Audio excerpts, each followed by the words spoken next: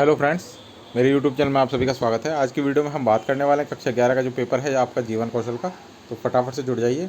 समय आपका 3.25 घंटे रहने वाला है, आप सभी को पता ही है।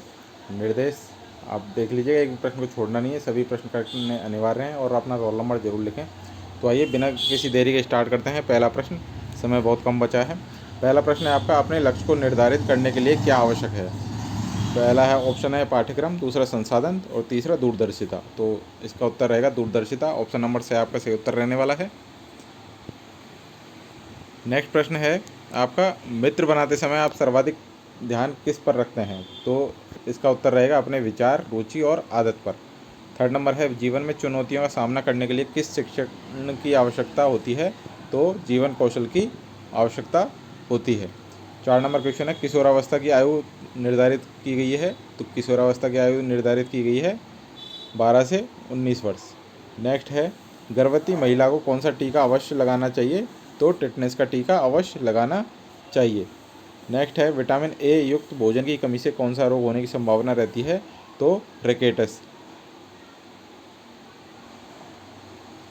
रतौंधी, स्कर्वी, बेरी। तो आपका उत्तर रहेगा रतौंधी। सारे प्रश्न आपको याद रखने हैं, सारे विटामिन याद रखने हैं। 20 से आपकी कमी से होगा रोग बेरी। सी से आपका होगा स्कर्वी। अगला सवाल है 7 नंबर, जिसमें आपको रिक्त स्थानों की पूर्ति करनी है। 7 नंबर है, खेलने से हमारी मानसिक और शारीरिक कार्यकुशलता बढ़ती है। नेक्स्ट है आपका, भारतीय संविधान में विवाह के लिए उचित आयु युवकों के लिए 21 वर्ष है और युवतियों के लिए 18 वर्ष है। 9 नंबर है, किशोरावस्था खाली जगह एवं खाली जगह को जोड़ने वाली कड़ी है। तो बाल्यावस्था एवं यौवनावस्था को जोड़ने वाली कड़ी है। 10 नंबर है, अपनी पहचान को स्वीकार कर उसे सम्मान देना क्या कहलाता है। आत्मसम्मान कहलाता है। 11 नंबर है, किशोरावस्था में कौन कौन से परिवर्तन होते हैं। तो आवाज़ का भारी होना या फिर आवाज़ का पतला होना, दाढ़ी मूंछें आना, शरीर में आंतरिक उभार, ऐसे परिवर्तन होते हैं। लंबाई बढ़ना, ये सभी हमारे किशोरावस्था में परिवर्तन होते हैं। 12 नंबर प्रश्न है, संप्रेषण से क्या अभिप्राय है। 13 नंबर प्रश्न है, परिवार को बालक बालिकाओं की प्रथम पाठशाला क्यों माना जाता है, बताइए।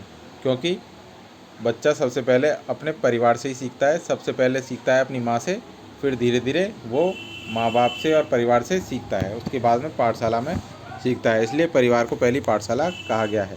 14 नंबर प्रश्न है, संयुक्त परिवार के 2 लाभ लिखिए। तो सबसे पहले तो आपको ये पता होना चाहिए संयुक्त परिवार किसे कहते हैं।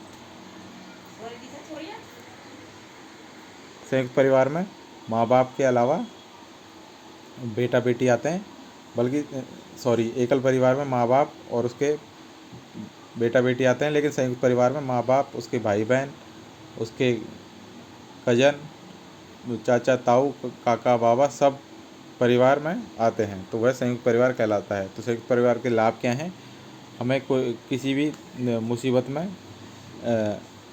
सहायता मिलती है जब संयुक्त परिवार रहता है। डिसीजन लेने की संभावना बढ़ जाती है, ज़्यादा लोग डिसीजन ले पाते हैं, और कोई भी मुसीबत आती है, दिक्कत आती है, लड़ाई झगड़ा होता है, तो संयुक्त परिवार साथ में खड़ा रहता है। 15 नंबर प्रश्न है, भारतीय दर्शन के अनुसार मानव जीवन के 4 आश्रम कौन से हैं। तो गृहस्थ, वानप्रस्थ, ये सब जो 4 हैं वो आपको लिख देने हैं। 16 नंबर है, किन्हीं 2 योगासनों के नाम लिखिए। तो वज्रासन, शवासन, ताड़ासन, काफ़ी सारे योगासन हैं, उनके नाम लिख देने हैं आपको। नेक्स्ट है, निम्न लघुत्तरात्मक प्रश्नों का उत्तर दीजिए। 17 नंबर है, योगाभ्यास के सामान्य लाभ लिखिए। 18 नंबर प्रश्न है, आत्मनिर्भरता हमारे जीवन में क्यों आवश्यक है। 19 नंबर है, नशा करने के दुष्प्रभाव लिखिए। 20 नंबर है, HIV की क्या है समझाइए। 21 नंबर है, संचार माध्यमों का अपने जीवन में कितना महत्व है लिखिए। 22 नंबर है, क्रोध आवेश आने के समय ध्यान रखने योग्य बातें कौन कौन सी हैं लिखिए। 23 नंबर है, अच्छे स्वास्थ्य के कौन कौन से लक्षण हैं बताइए।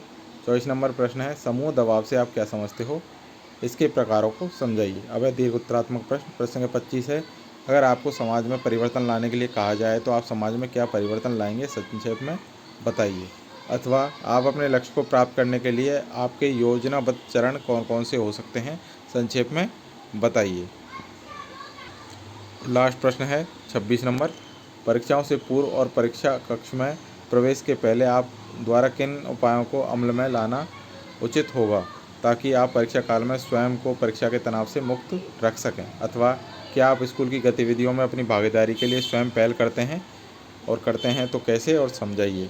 तो ये थे सारे महत्वपूर्ण प्रश्न जो आपके पेपर के अंदर आ सकते हैं। तो सभी प्रश्नों को ढंग से रट लें, याद कर लें, और वीडियो अच्छा लगा तो वीडियो को लाइक करें, शेयर करें, चैनल को सब्सक्राइब करना ना भूलें। Thank you.